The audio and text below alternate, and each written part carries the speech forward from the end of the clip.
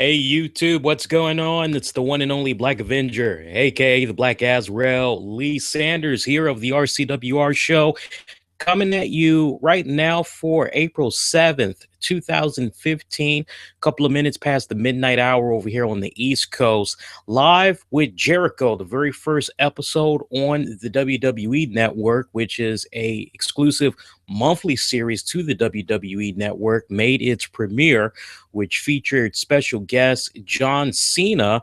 And I just wanted to give you guys a review on that. I'm enjoying a well-deserved break. I'm taking a little bit of a break from doing the regular shows and all that. So those of you that's looking for a Raw review or podcast for this week, just know that I'm still on vacation. Regular programming will resume when Raw goes off the air next Monday, April 13th at 11:15 p.m. Eastern, right here on YouTube. And for those of you that like to check out our podcast, it will resume that following Tuesday. So we will be back in full effect. But for now, this is just something spontaneous that I'm doing. I wanted to talk about this. I really had enjoyed the episode. I'll give you the reasons why. I'll also give you a few areas where I think the podcast can improve. And with this being a monthly series, they can definitely make the improvements. But as always, we welcome those of you that's checking this out. Feel free to what you thought about this inaugural episode by posting your comments down below. You can also hit us up on Twitter at the RCWR show or on our Facebook page, Infinity One Infinity One Productions. This is so spontaneous what I'm doing right now. I'm not even putting out any links or anything like that. I just wanted to fire it up. This is like an Easter egg. This is like literally for our subscribers. Like whoever is subscribed to us, you guys are in for a treat because we told you we were going on vacation. So if you're watching this right now, you got a nice little treat. All right. So one thing that was on my mind going into checking out this live with Jericho podcast was, is it gonna live up to the Steve Austin podcast? Because the way Steve Austin had built things up, it was pretty much, hey, I'm gonna come in here, I'm not gonna have any lame ass questions, I'm gonna come in here and I'm gonna ask the hard hitting questions. Nothing is gonna be scripted. Hey, it's me, Steve Austin, the common everyday man. I'm going to ask you, the fans. I'm going to take your questions. We're going to ask the folks in WWE.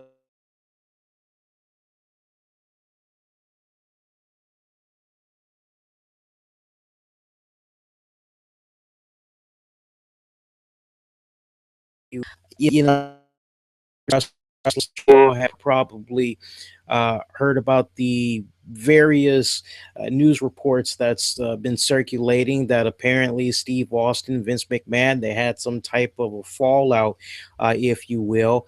And as a result of that fallout, it's kind of coming off as though, at least for now, WWE and Steve Austin won't be working together ever again. It's being said that really you can kind of trace it back to the type of questions that Austin was asking Triple H on the last podcast special. So you're kind of like, what's going on with that? And FYI, for those of you that might have not been paying attention to any of the wrestling headlines tonight, Steve Austin did say that he would break his silence on all the stuff that's being reported about him having a fallout with Vince in WWE this week on his podcast. So that should be very interesting in itself. But I had my trepidations with this Chris Jericho podcast, and I gotta admit, it ran about 55 minutes strong. I gotta say, I really enjoyed it. I know there was a lot of people that was kind of like, Jericho's podcast, this is boring. They need to bring back Steve Austin, but no, I think for the guests in John Cena, honestly, I think it was really, really good that they had Jericho. Um, I like the sincerity that you get or that you got when you were listening to John Cena talk for those 55 minutes. I mean, this is a different side of John Cena, honestly, that I've never seen before. So it's kind of nice to have that realism go into it. And I think that alone is a really good foundation that can be built upon with the Jericho podcast, kind of borrowing a little bit of elements, if you will, from Steve Austin's podcast. But I couldn't really help but come away from this John Cena interview and have even more respect for the man. One of many bullet points that really jumped out there at me. One that I want to just talk about off the break. Apparently, there were plans set in motion for John Cena to go heel. I mean, serious talk. So serious that his new ring gear was already made. He had new music, intro, all that. It was all ready to go. And it looks like the trigger was going to be pulled at I'm assuming, the first WrestleMania matchup that he had with Dwayne The Rock Johnson, because he said that it was all ready to go, that there was serious with him versus. So Jericho really didn't probe and clarify for Cena, saying whether or not this was the first encounter with The Rock or the second encounter. If I were a betting man, I'm kind of leaning a little bit more towards maybe the first encounter. Who knows? But I thought that was very interesting in itself. But I will say this: Jericho probed him a little bit more, and he asked him, okay, so will fans ever see a day when you will go the heel route? Will it happen? And Cena pretty much said, it's not an issue about me going heel. It's just that given the way things are set up right now, currently with the WWE, if he were to go heel, you got to have somebody that can basically pick up where he left off, being there for the kids and all that. That was his whole deal. So all these rumors that we've been hearing over the years about, hey, John Cena, he's not going to go heel because he's got the whole Make-A-Wish Foundation thing going on and all of that.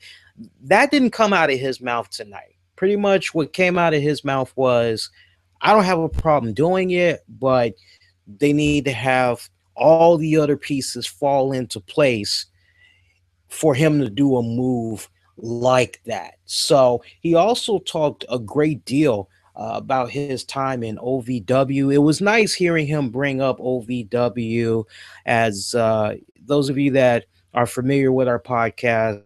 OVW is a promotion that we would talk about from time to time, and we let you know what's going on over there. Shout out to Timmy Danger and Michael Hayes. Definitely, Matt. Shout out to Michael Hayes.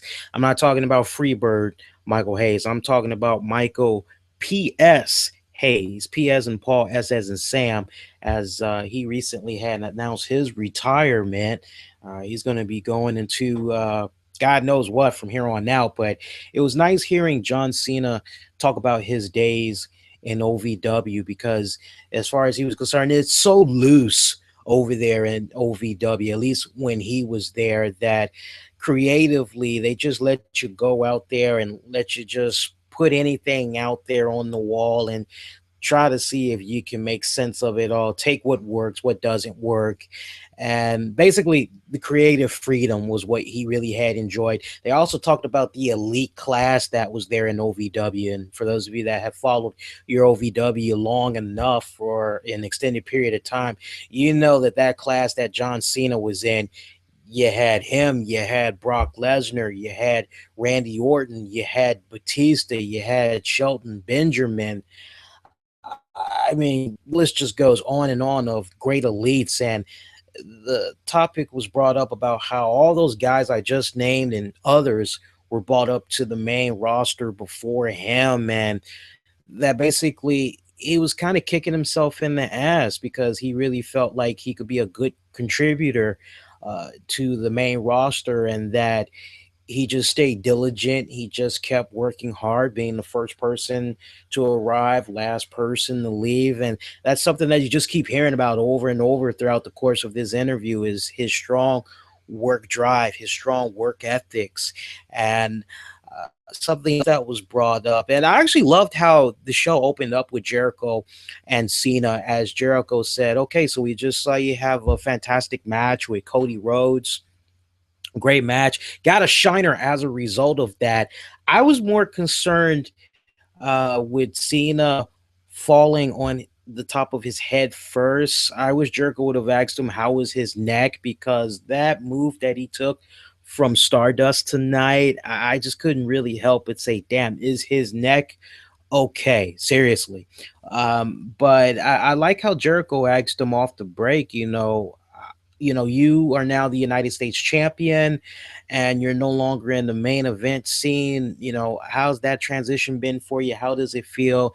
And Cena pretty much said straight up, he said, look, whether I'm opening up the show or I'm at the very beginning, it doesn't matter to me. I'm just glad that I have this opportunity that I have to put such great prestige into this title, and having the opportunity to be able to work with anybody over the United States title. I mean, here's a guy that's basically just looking at everything from a glass half empty or half full perspective, and you're kind of like, wow, this guy is so freaking mellow. There was some really great road stories that Jericho and Cena had shared as well that I really enjoyed. One of them had to do with them sharing a hotel room together, and Cena had just gave some advice to a couple about what they needed to do with their marriage. Of course,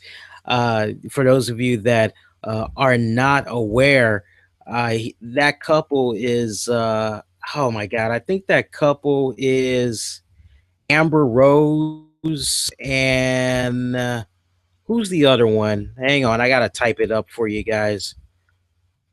Amber Rose. Maybe if I say Amber Rose is dating or is married. Wiz Khalifa. I wasn't sure if it was Wiz Khalifa. I wanted to say it, but I didn't want to say it. But he gave advice, love relationship to Amber Rose and Wiz Khalifa. And like you hear that and you're saying to yourself, wow, John Cena, like he's giving marital advice and he went through his little rocky stuff and all that. And he's not putting a ring on Nikki Bella's finger yet. So you're kind of like, what's up with that, And I thought it was kind of funny seeing a couple of people's tweets saying, man, I bet Nikki is a little bit pissed that Cena's going around giving relationship advice and he's not taking care of home. What the hell? But that's an entirely different story. But it was a nice little funny story as Jericho talked about how John Cena tucked him in the bed and he was messing around with his iPod and having some brews, and you're like, wow, John Cena drinks, like that's badass. Something else, even though it was addressed, I'm sure that it's probably not gonna die down, which is the fact that John Cena, he is a big dude. A lot of people say, hey, is he on the drugs? What's going on? Is he taking steroids? And he said that because Jericho put him on the spot, he said, have you ever taken performance enhancement drugs? And Cena said, no, what you see is all natural. And he's like, if you look at practically every single photo of me that's out there, you'll see that, my build has pretty much been the same, and he's like, I'm proud to say that what you see is just, again, hard work, dedication, and all that. He also talked about having real bad blood with, or real life drama, let's rephrase that, issues. I think that's a nicer way to put it. With Dwayne The Rock Johnson when he first came in. You all should know about that. That's nothing but some rehash stuff or whatever. But I thought overall, I mean, those were really the main things that just kind of jumped out at me, especially with Vince McMahon talking about the whole brass ring thing a couple of months ago. That really stuck out in my mind as Cena was basically saying, look, we've got a roster full of young, hungry talent. They're so afraid, and it's like, look, yeah, we can't do like we used to several years back during the Attitude Era and all that. This is now a PG era, but if you can just kind of operate within those confines, go out there, take a risk. The worst thing that can happen is that, you get your pink slip or whatever, but John Cena's basically saying, bump it, jump out there. If you can get any type of a reaction from the crowd, good or bad, the least thing that's going to happen is you may get yelled at, but you're probably going to get another opportunity the very next week to get back out there and entertain the crowd again. So it was it was interesting to hear John Cena say, hey, I want for those guys to step up, stop being so scared, And honestly, when you look at some of the guys that's on that roster, you kind of get the impression that they're kind of holding back a little bit. We stay talking about him from time to time, but Cesaro is one that comes to my mind off the break. He kind of comes off as if maybe he's kind of holding back a little bit. I'm not really sure. Uh, I don't know how you all see it, but that's how it kind of comes off to me. I could sit here for about 10 minutes and name a couple other people I think kind of come off like they're a little bit nervous or whatnot, or they're kind of holding something back. Another thing that was brought up by John Cena was his relationship with Vince McMahon and his love for the WWE, basically saying, you know, he has a very close relationship with Vince and that they butt heads a lot of times creatively on a lot of different things. But that he feeds off of Vince McMahon's energy, his passion, his drive. Here's a guy that was just involved with WrestleMania a couple of weeks ago, and he John Cena just really has great admiration and appreciation for the WWE chairman, as Jericho wanted to know if they had some type of a personal handshake or whatever going on. He didn't go that far to address that, but they do have a good. Uh, it kind of comes off to me like they have a very good, strong personal and business relationship. So I mean that's really awesome. One other thing that was brought up, I'm almost getting a brain fart. I'm like literally remembering all this stuff off the top of my head, just the stuff that was very interesting or most interesting. One other thing that was brought up was Roman Reigns, as the question was asked. As far as the future goes for the WWE, who does John Cena see becoming the next individual? And although John Cena didn't really make it as clear cut, as direct, he did give his seal of approval to Roman Reigns, whether some of you all like it or not. But the thing that he noted is that he, as well as WWE, they've heard the fans say, hey, we want change, we want new blood, we want new faces, and they're getting it with a guy like Roman Reigns, but the fans are just kicking it right back. Cena notes that pretty much whether it's Roman Reigns or somebody else, they're going to have a tough time. It's going to be a tough transition.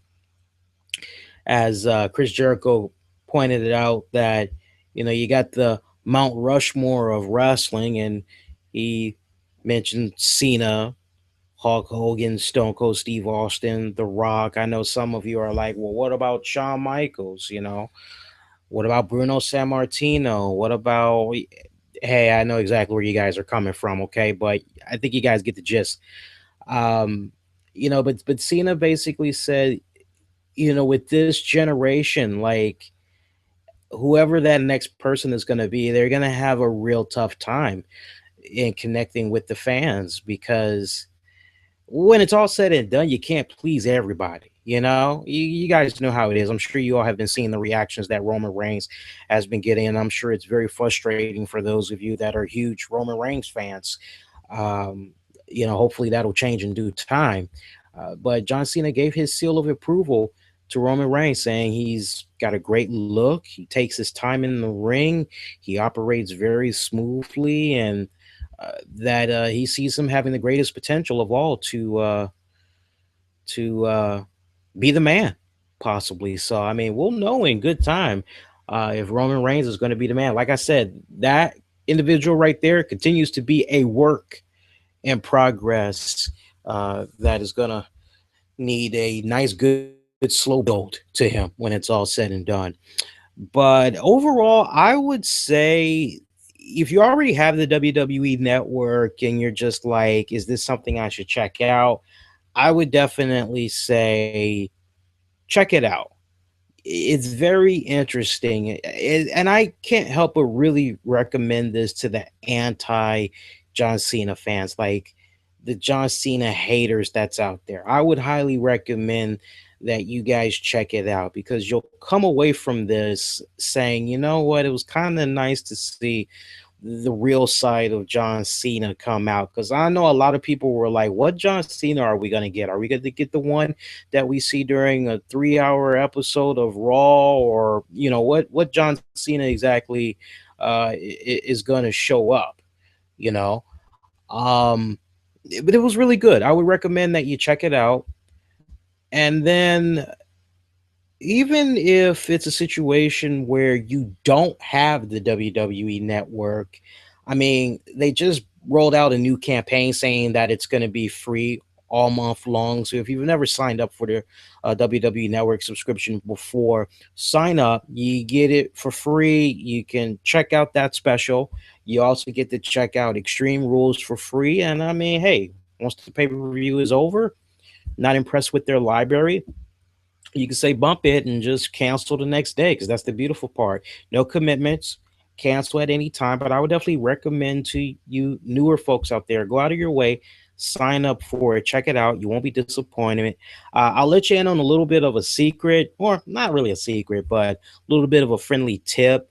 If you're a long-time subscriber of ours, but you don't have the network, and you'd be surprised, guys. There's actually a few people that are subscribed to our channel, subscribed to our podcast, that don't have the network, but that like are getting ready to sign up for it, or just still has not signed up for it yet.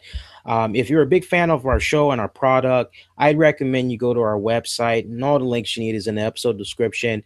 As when you go to our website, you can actually sign up for the network using our banner. And the cool thing that I like about it, at no extra cost to you, no additional charges, you just use our banner, sign up for the network. WWE actually kicks in a little bit of a gratuity to us. And all the nickels and dimes it counts because we got to deal with show bandwidth for our podcast, website upkeep, uh, the works, occasional contests, all that good stuff. So it really does help out. But that's my thoughts on the Jericho podcast. It gets a pass from me. Um, Jericho definitely kind of came off as if